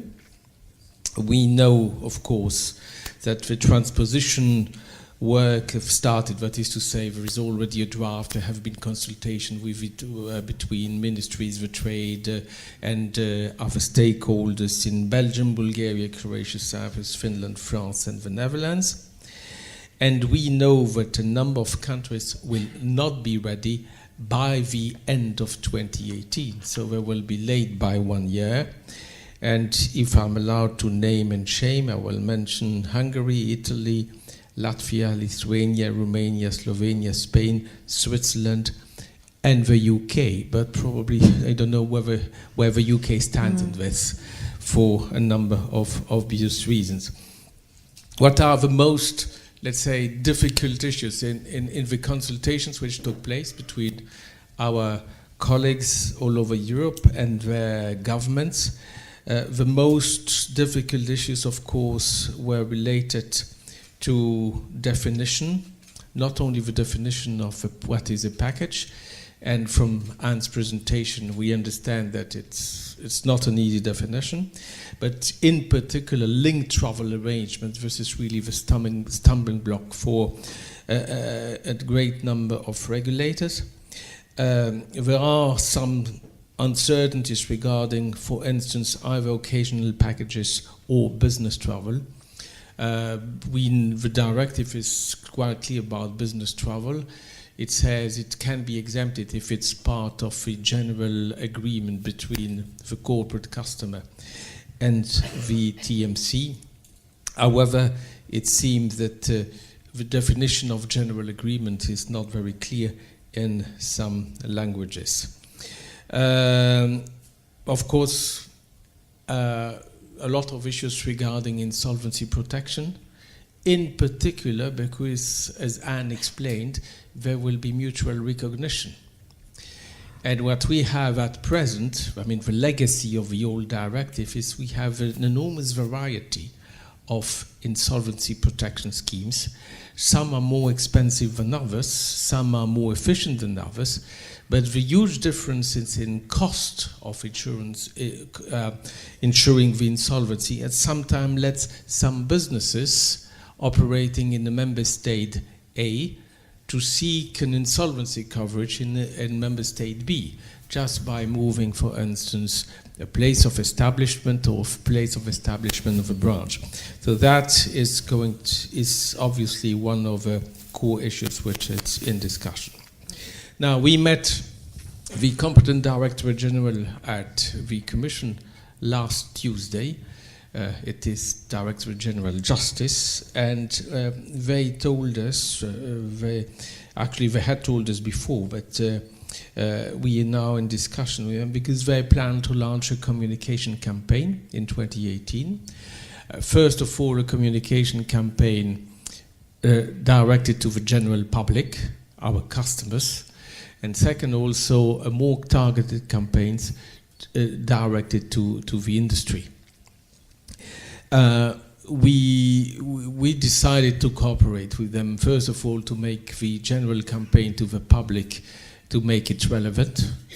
I still remember the campaign which the Commission ran in 1995. I know it's 22 years ago, but in 1995, shortly after the adoption of PTD1, they ran the radio campaign all over Europe, and the radio spots were sounding like, "You bought a package, you will go into problems. Here are your rights." And that at that time prompted us to rush into the Commission offices and say to the Commissioner, either you stop this campaign, which is denigrating the industry, if you don't, you get an injunction. Fortunately, they stop it. What we told the Commission was, you do a campaign for the general public, fine, we support the concept, but please make it informative to the public, but make sure that the public can understand that the benefits of using a travel agent or a tour operator is that they will be better protected than buying from God knows which Chinese websites. Nothing against China, but this is coming up in 2018, but they don't know exactly when. And lastly, we know that because this is a very complex legislation, we know that the Commission is regularly holding seminars, roundtables with the representative of member states, where they change, of course, information, and where they have the opportunity to discuss how certain provisions needs to be interpreted. And sometimes the translations, because the directive has been translated in 23 languages, sometimes the translation is a little bit funny. Like maximum, Anne referred in her presentation to the maximum compensation of 3 times the price of a package. The Polish parliament interpreted that as the minimum compensation, whatever happens, has to be 3 times the price of a package, because of an issue of translation between the English language, which was still the working language at the council level when the directive was being adopted, and of course the Polish translation. I will stop here and thank you very much, and I'm of course here for questions. That's great. Thank you, Michelle. That was very, very informative. Perhaps I'm going to move along and ask Tom to comment on what he has heard so far today, and I'm aware in this particular session, and I am aware that your business have taken some steps to start plotting and planning as to how they're going to meet the requirements, particularly in terms of the Payment Services Directive and PCI. So I'd love to hear what you're doing. Well, starting with the Payment Services Directive, like the industry, as we all know, been charging credit cards for years. Just looking at from our point, our business, when we did the stat, about 18% of our turnover is with cards that we pay a percentage fee on. And that percentage fee, as we all know, is significant. As an industry, you know, we're operating off margin 10, 11%. So we feel that we cannot absorb that, and that we'll have to pass it on to the end consumer. how we do that or how each business does that, I suppose, is up to them. But I suppose from our point of view, and I've had a number of discussions with Pat on this, is that we're rolling into kind of an overall fee. We're, as I'm calling it, kind of a financial protection fee. And we're charging it across the board, across all bookings, corporate, leisure, tour operator, dynamic package. And we're terming it financial protection, but we're including, I suppose, an element of that is to recover the credit card fees. We were one of the agencies last year that were hit by low-cost beds, amongst others in this room. So we've had, we're going to put in place, we have put in place financial security, and that's coming down the track as well with the package travel directive. So I feel it's an important step we had to take, and I don't think we had any option. Sure. I would make one comment, which is that evidently if you are applying a charge, if it's a booking fee or whatever type of charge, that it's correctly titled, so that if a charge or a booking fee that you're applying is a blend, which is perfectly legitimate, of administration costs and financial security costs, and it's also absorbing the credit card cost, well, it would be important that whatever name you give to that charge is accurate, and it's not all referred to as being a financial protection charge, because there might be an issue in relation to kind of consumer information there. But that's something the ITAA can certainly work with members on, ensuring that it's, insofar as you're applying fees or administration fees, that it's a clear and accurate consumer information is provided. We didn't want to have, as we know, we can't charge for credit cards. The corporate element, corporate cards we could charge for, but it's how to identify the corporate cards. On our agreement, we've about 20 different card types. So it's next to impossible to identify them.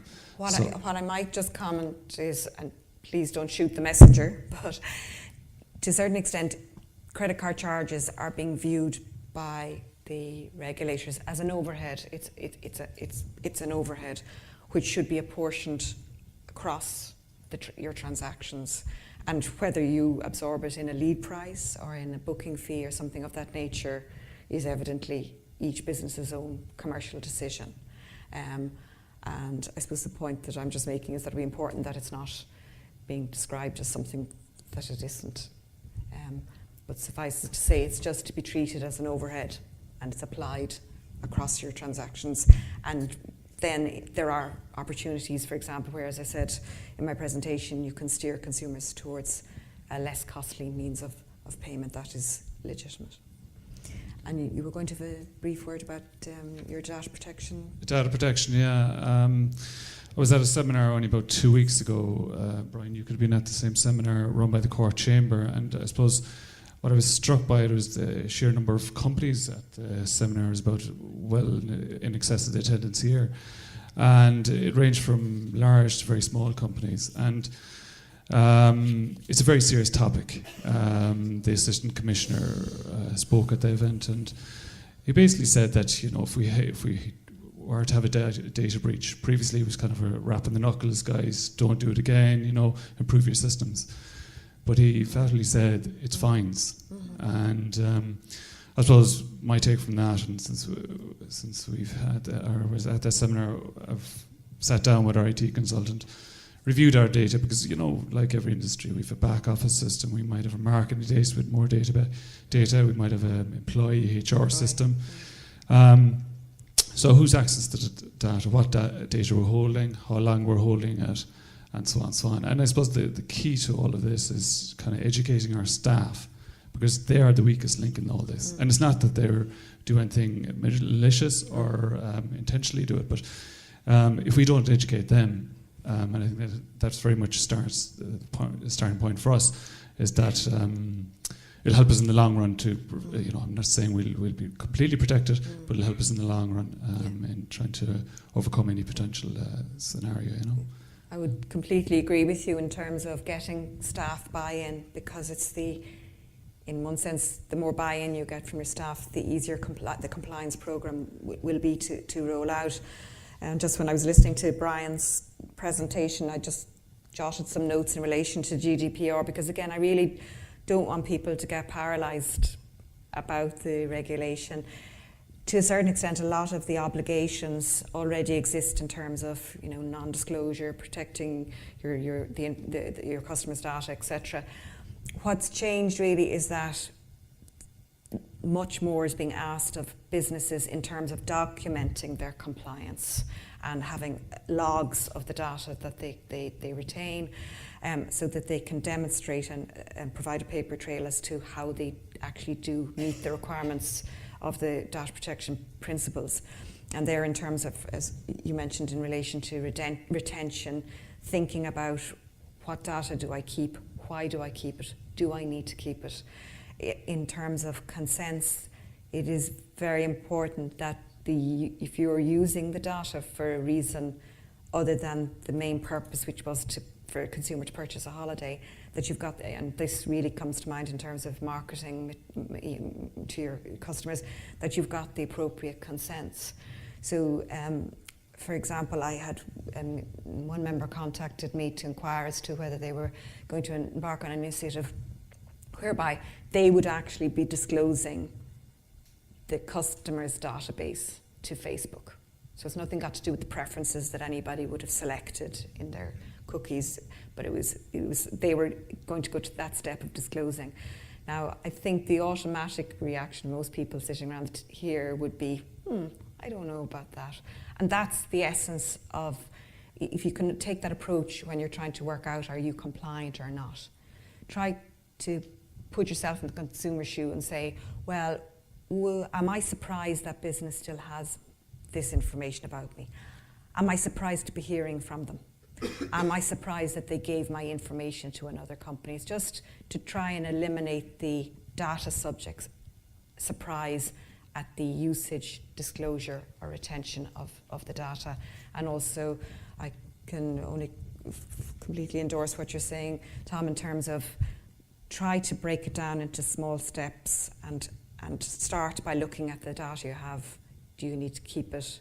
Are you keeping it for the purposes that you undertook to retain it? And just work through the programme step by step, and to get your staff buy-in is critical in terms of meeting your requirements. And again, certainly I would agree that whereas previously, when members had received complaints from the Data Protection Commissioner, it was very much on a collaborative basis, and so long as companies responded, remedied their shortcomings and moved along, that was the end of it. But that's taken out of member state commissioners' hands to a certain extent, insofar as we've obviously got the large fines that we've seen in the regulation, but also there's provision for smaller penalties. Now the draft of bill has been published, but we haven't seen what those penalties are going to be. So I suppose it's just to encourage members to get engaged with the process and start thinking about how they're going to ensure that their companies aren't facing those penalties or have the possibility of minimising them. Now, who's going to be my next port of call? Claire. Thanks. Just a couple of things. I know you began your presentation by talking about the tsunami of legislation that's coming down in 2018, and the thought just struck me that people often ask, what did the ITAA do? And I think it's very obvious today some of the things that the ITAA has actually been involved in for many, many years. So I just wanted to take the opportunity to say that, because it's a question that people often ask, and I think it's been answered already here today. So thanks a million for all the work that you do.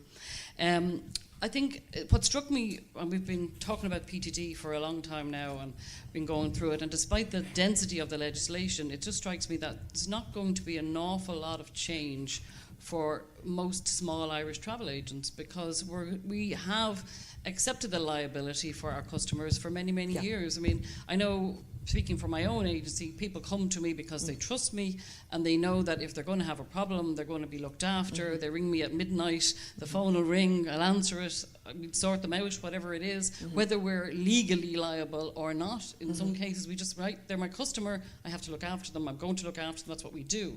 So unless agents decide that they're going to go down the LTA route, which my sense is that probably we won't, that nothing really is going to change, or very little is going to, for us, you know, although the wider environment may change. As I was struck when Michelle was saying, you know, that so many countries are not ready, and one of my questions was, well, what happens then? If it's not ready, what happens? Well, to a certain extent, consumers have rights, and this is a directive. So I suspect that insofar as they suffered a loss as a consequence of a member state failing to comply or to implement the directive on time, they probably would have recourse against the member state ultimately. And then the discretionary parts of the directive that it's up to the Irish government to implement. So they have a what choice whether to implement or not. Yeah. So for example, the joint liability between the organiser and the retailer. Yeah. If the Irish government doesn't do anything about that, what happens? Well, in the context of... Okay, should there be a claim? Should somebody... Yeah. Well, I suppose as far as if the directive is implemented in Ireland without fixing retailers with joint liability, that's the tough luck of the Irish consumers. And then the other clause that you were talking about is the off-premises selling, where the consumer can decide to cancel within 14 days. And if the Irish government don't do anything about that, where do we stand with Similarly, it is the case. I mean, it is insofar as discretion has been given in those instances to member states, and it is your bad luck if you're a consumer based in Ireland. But ultimately, I think that it's not going to drive a consumer to purchase their travel services elsewhere, I would suspect. But I suppose to a certain extent, I think Michelle would agree, those deviations were to get the directive over the line, and they were kind of red lines. Yeah. I just sort of struck was, like, what if we don't do anything? That's right. What it happens? was, and I mean, in a way, I think it's very much a north-south distinction in terms of the southern jurisdictions wanted to have those provisions in the directive, and the northern, the common law jurisdictions didn't want it, and that was the only way to get the deal done. Can I ask you just one other small question that came? You were talking about the UECs, the unavoidable and extraordinary circumstances, and it struck me because you used the example of the hurricane. So if we're talking to a customer and we're telling them that it's hurricane season, and they choose to travel, and they're hit by a hurricane, are we still liable? Yes. Yeah. But I suppose the critical thing is just enabling. Like you made a very throwaway comment there, which was, if I'm speaking with a customer and I tell them they're hurricane season, I would say, well, you're doing very well if you've told them it's hurricane season. But we would normally do that. I mean, it's really important. But you'd be surprised, a lot of businesses don't necessarily. But I mean, if we're really talking about somebody, going on a cruise or going on a Caribbean holiday in the summer, we say, well, it's hurricane season. However, this, and this, that's right. And the client chooses to go. Yeah. So I suppose, to a certain extent, insofar as if they went to their hotel and they were in lockdown, but they were still in the hotel having their meals, their flights weren't affected, well, they couldn't have a grievance against you or a claim against you for failing to inform them of the fact that the hurricane happened. But it wouldn't relieve you from your obligations in terms of assistance. I can see Pat shadowing there. Very, very briefly, Andrew, if you were to comment as to what your overview is of the level of compliance amongst members, or where they're at in terms of PCI compliance, not necessarily members, but the trade generally. If you, I think Brian and Tom both made very good points in that it's human error is going to be the big thing for this. Like, technology isn't the silver bullet for data protection. Like, most of our cases that are coming through because of human error. Like, we've had instance where we had a small corner shop that was next to a convalescence home, and what would happen is the nurses would bring the people over. Inevitably, they're not used to chip and pin, so what he done was he took the pin numbers from them and taped it to the till. So it sounds like he's doing them a favour, so they always forgot these little grants. And then what was happening was, these lovely pair of people, one of them took a picture of the PIN numbers, and what would happen then, the girl would walk outside to the little old dear and say, sorry, do you know where such and such is? And while she was doing that, the boyfriend comes around, takes the purse out. Now, they were only going once a week down to the shop. He had the card, he had the PIN number with a €500 limit on that. So he was able to take that out every day up until the week when it was discovered. And even then, there was thousands, I think it was 18,000 he made out with. In the space of 2.5 weeks, because people don't know to report them straight away. And just to touch on Valerie, not to pick on Valerie, you had the mistake of speaking to me earlier. Like she was saying about having customer CV2 numbers and kind of knowing them offhand. Now, if you're in an instance where it's a Friday evening and you've something to go through, you can't get in touch with the corporation that you're making the booking with, and you know the CV number off the top of your head, the temptation's going to be there. Just go, he'll appreciate this, rather than on Monday, he hasn't gotten what he's had.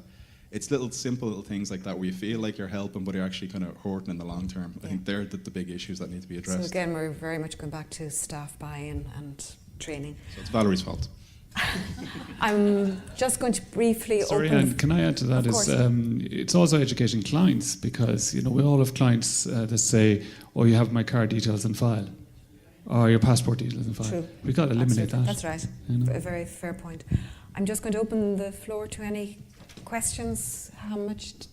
A little bit of time. And could I ask, just before everybody speaks, if they just give their name and their organisation, that would be helpful. Yeah, hi Jan. Yeah, Richard from Killiney Travel Centre. But leaving aside credit card information and leaving aside online bookings, on the PCI, we would hold name, address, phone number, email, and maybe some details that they like, a window seat or whatever.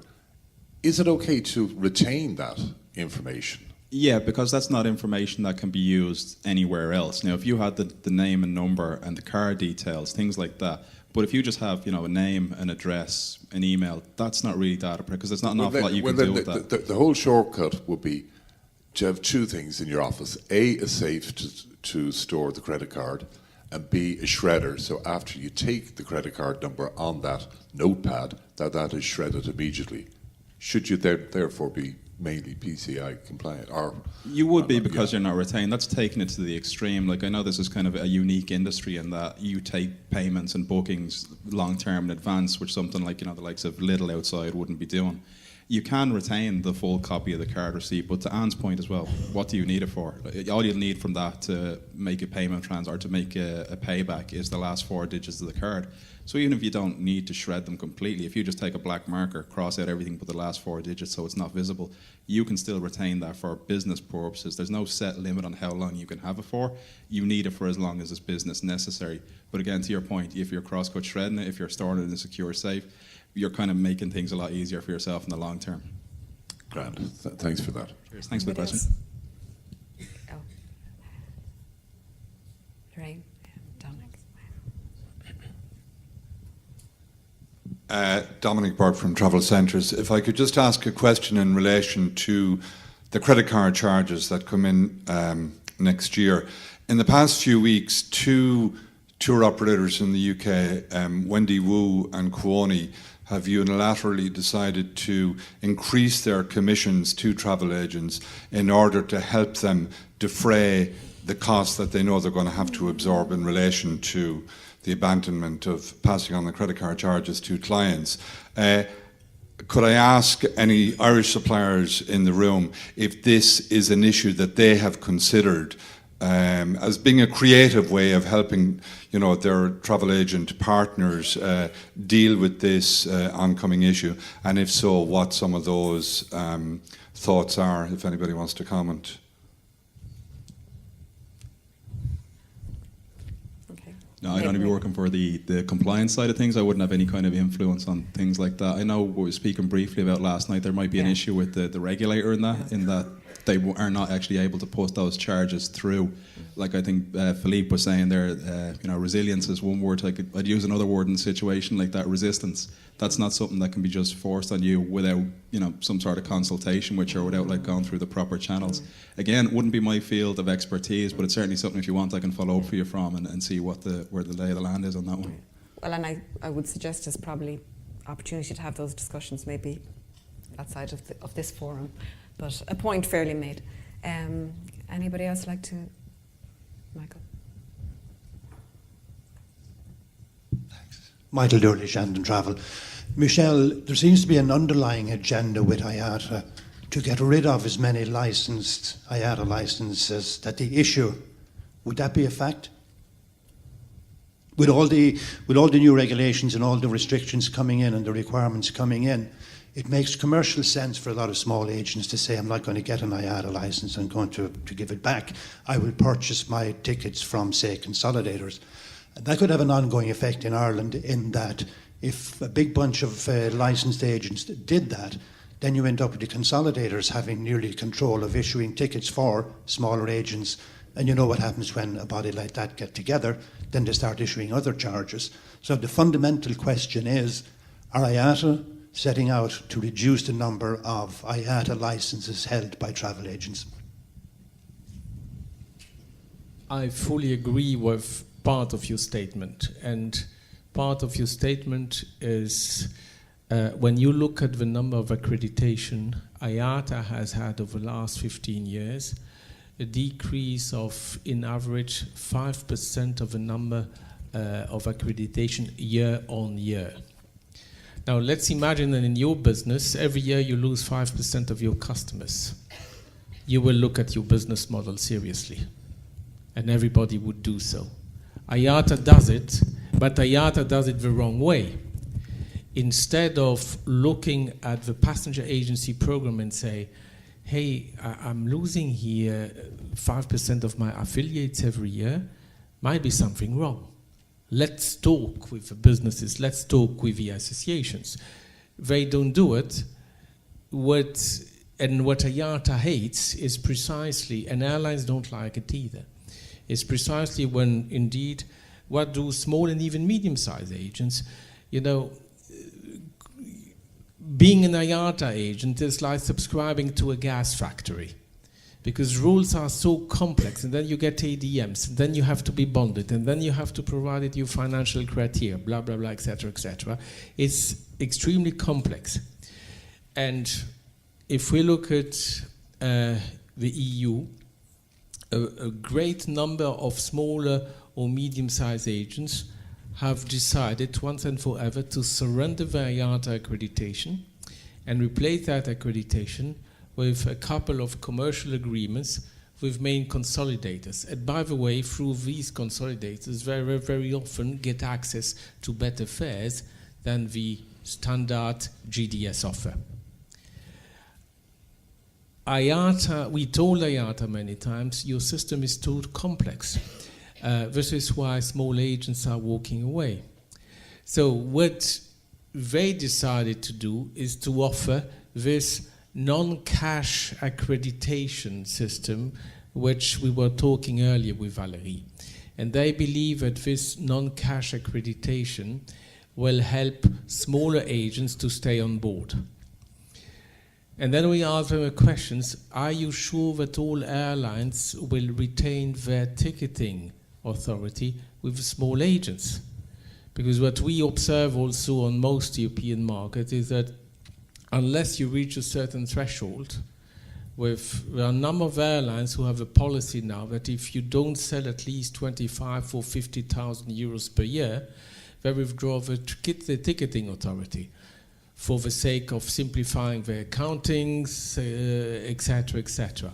So we told IATA that we think that this light accreditation, as they call it, is not the right response to the disaffection of smaller agents from the IATA system.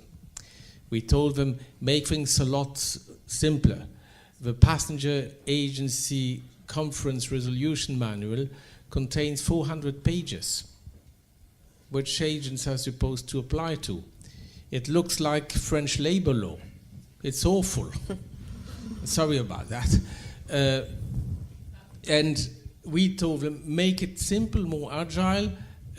When we look in the US, the ARC accreditation resolutions is just 15 pages instead of 200. ARC works efficiently, and there are in the US a lot more smaller and medium-sized agents accredited to ARC than we have in Europe, small and medium-sized agents still retaining their IATA accreditation. I don't think, to conclude, that there is an intention from IATA to eliminate the small and medium-sized agents, but de facto, this is what they do by making the rules more and more complex every year. Thank you, Michelle. I'm very conscious that I did say to Michelle there was no such thing as a free lunch, but I am very anxious that this man does have his lunch before he gets on a plane. So could I suggest that if you have other questions for the panellists, everybody will be in the restaurant having lunch if you want to grab whoever you want to put your questions to them. I just would like to thank our presenters, Brian and Andrew, and I would also like to thank Michelle, Claire and Tom for contributing to this morning's panel. Thank you. Thank you all very, very much, and Anne in particular and Valerie for the wonderful work. And you can appreciate the fact that being a member of ECTA, and you've seen it all this morning, is very, very important to the association. And the work Michel and his team does for all of us here is fantastic, and you've all seen it benefit this morning. Thank you again, Michel. Every time I'm running over, I get notes from Jean, so I have about 10 notes here, but quickly, lunch is where we have our breakfast. All the sessions are being recorded unless anyone has objections. And the last thing is that we're leaving this evening to go for the rest of the night at 5:30 this afternoon. So we have a very important session in the afternoon. And please, you only have about 45 minutes, unfortunately, for lunch, because we've got to be back here to get going. And finally, at our dinner tomorrow night, Selena from the Portuguese Tours Board has asked me to mention that there will be many, many Portuguese suppliers there tomorrow night. So those of you who want to make contact with them, please bring your business cards and they'll be delighted to speak to you. We'll go straight to lunch, 45 minutes, and we'll be back here. Thank you.